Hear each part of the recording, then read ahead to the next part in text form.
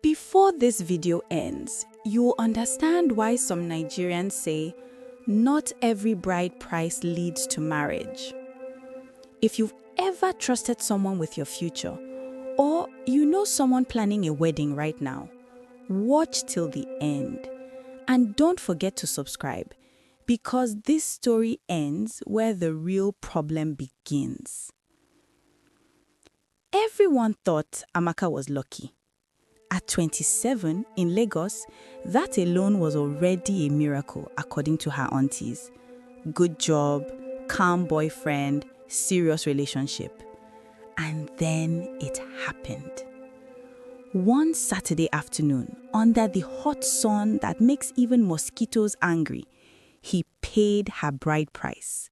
Full package, yam, drinks, kola nut, cash. Uncles were smiling like they won a bet.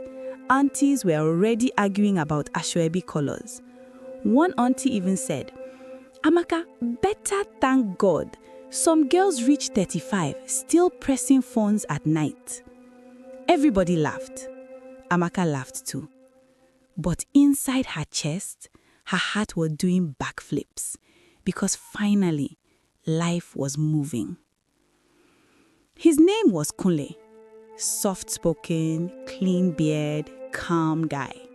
The type that says, "I don't like drama."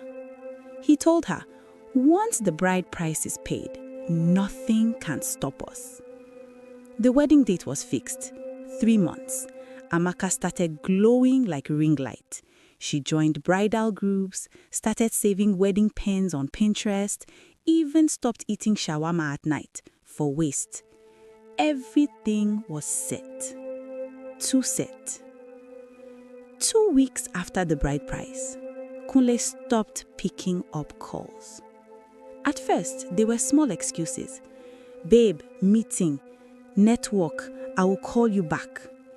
Then one day, no reply. WhatsApp tick stayed single like an NYSC copper. Amaka laughed it off. Maybe he's busy. But Nigerian women know busy has limits. By the 3rd day, fear entered. Calls were ringing. Nothing. She texted, "Hope you're okay." No reply. She texted again, "Kule, this isn't funny." Still nothing. By the 5th day, she called his friend. The friend cleared his throat like an NEP transformer about to blow. Kule traveled. Traveled where? Why no call? Why no message? Silence. Amaka told her mother. Her mother laughed first. Maybe network. 2 days later, her mother stopped laughing. They called his family. No answer. They went to his family house. Gate locked. Neighbors said they moved. Moved where? Omo, that was when Amaka knew something was very wrong. Because how does a man pay bride price and disappear like fuel subsidy? 2 weeks later, Amaka was at the market when she saw him. Not in her imagination, not in a dream. Him. Alive, fresh, well-dressed, and beside him, a woman, very pregnant, laughing, holding his hand. Amaka's heart dropped like phone without screen guard. She couldn't breathe. Kunle saw her. Their eyes met. For 2 seconds, nobody moved. Then he did something worse than disappearing. He looked away. Later that night, she got a message from an unknown number. "I'm sorry you had to find out that way." That was all. No explanation, no apology, no shame. She later heard the gist. He had another woman. Family pressure, pregnancy, quick marriage, bride price or not. The bride price was returned quietly. No celebration, no announcement, just shame. Some people whispered, maybe she did something wrong. Others said, at least she dodged a bullet. But bullets still hurt when they pass close. Amaka stopped answering wedding questions, stopped attending family gatherings, stopped believing words. She learnt the hard way that in Nigeria, people say once bride price is paid, marriage is sure. But nobody tells you this part. A man can pay a bride price and still disappear. But here's the part nobody knows. 3 months later, Kunle called her at midnight from a private number. And what he said next changed everything. It was 12:47 a.m. The kind of time when bad news doesn't knock, it breaks in. Amaka's phone rang. Private number. She stared at the screen like it was a snake. Her heart started beating fast. Not romantic fast, dangerously fast. She almost ignored it. Almost. But curiosity is a stubborn thing. She picked up. Hello? Silence. Then breathing. Heavy, uneven. And then a voice she knew too well. Amaka, it's me. Her knees weakened. Kunle? She didn't shout. She didn't cry. She laughed, a dry laugh. So you're alive? Silence. Then he spoke again, low and rushed. I don't have much time. Please listen. Listen? After disappearing like a network during an emergency, Amaka tightened her grip on the phone. You paid my bride price, vanished, married another woman, and you want me to listen?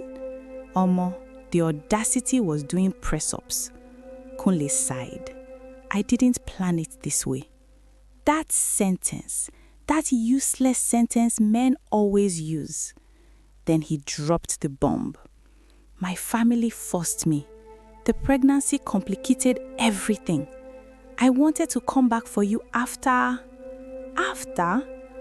what? After destroying her life? Amaka felt something worse than heartbreak. Insult. So all those promises, packaging, so bride price, decoration. She remembered the aunties dancing. Her mother was smiling. The shame. Her voice shook, not with tears, but anger. Why are you calling me now? There was a pause, a long one. Then Kunle said something that made her blood run cold. Because my wife doesn't know about you. Amaka froze, and she's starting to suspect. Suspect of what? Then he continued. If she finds out about the bride price, about you, everything will scatter. Scatter? So now she was a problem to be managed, a secret, a mistake. She laughed again, this time louder. You destroyed my peace, and now you are afraid of yours? Kunle pleaded. Please, just stay silent. I'll make it up to you. I promise. Promise. That word again. Amaka closed her eyes because in that moment she realized something painful. Kunle didn't disappear because he was confused. He disappeared because he was selfish. He chose the option that favored him. And now that his new life was shaking, he remembered her. She took a deep breath. Her voice became calm. Too calm. She said, Don't worry. I won't say anything. Kunle exhaled in relief. Big mistake. Because Amaka wasn't being kind. She was being decisive. As the call ended, her phone buzzed again. A message from an unknown number. A woman's number.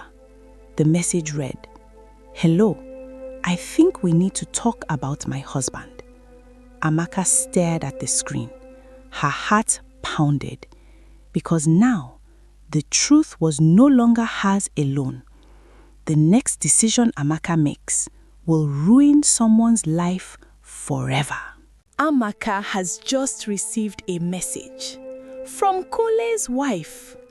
Watch till the end and subscribe, because this ending will change how you see relationships forever. Amaka stared at the phone. The message didn't look aggressive, didn't look dramatic. Just be calm, too calm. Hello, I think we need to talk about my husband. Her chest tightened. For a few seconds, she considered ignoring it. But silence had already taken too much from her. She replied, I agree. They met at a quiet cafe. Public place, neutral ground. Kunle's wife arrived first. Her name was Sade. Very pregnant, very composed. The kind of woman people describe as put together. When Amaka walked in, Sade stood up. No insults, no shouting. Just a long look. Two women connected by one careless man. Sade spoke first. He told me you were just someone he dated briefly. Amaka smiled bitterly. She opened her bag, brought out photos, bride price lists, family pictures, receipts, messages, proof. Sade's hands started shaking. He told me he had no past. Amaka shook her head. Men don't have a past. They just have hidden chapters. Silence filled the space. Even the cafe music sounded distant. Sade wiped her tears. He begged me not to contact you. Of course he did. He said you would ruin everything. Amaka laughed softly. He already ruined it. At that moment, something shifted. No rivalry, no jealousy, just understanding. Because both women realized the same thing. Kunle didn't love either of them. He loved control. Sade took a deep breath. I'm leaving him. Amaka looked up surprised. Not because of you, Sade continued, but because I deserve peace. My child deserves better. That sentence hit Amaka harder than any apology ever could. That night, Kunle called Amaka again. Desperate, sweaty voice. Please, did you talk to her? Amaka didn't raise her voice, didn't insult him. She simply said, yes. Silence. Then panic. What did you tell her? Amaka smiled. The truth. She hung up, blocked him, and for the first time in months, she slept. Months later, bride price was no longer her shame. It was her lesson. Amaka moved cities, changed routines, found herself again. She learned something important. In Nigeria, people say once bride price is paid, marriage is sure. But life taught her the real truth.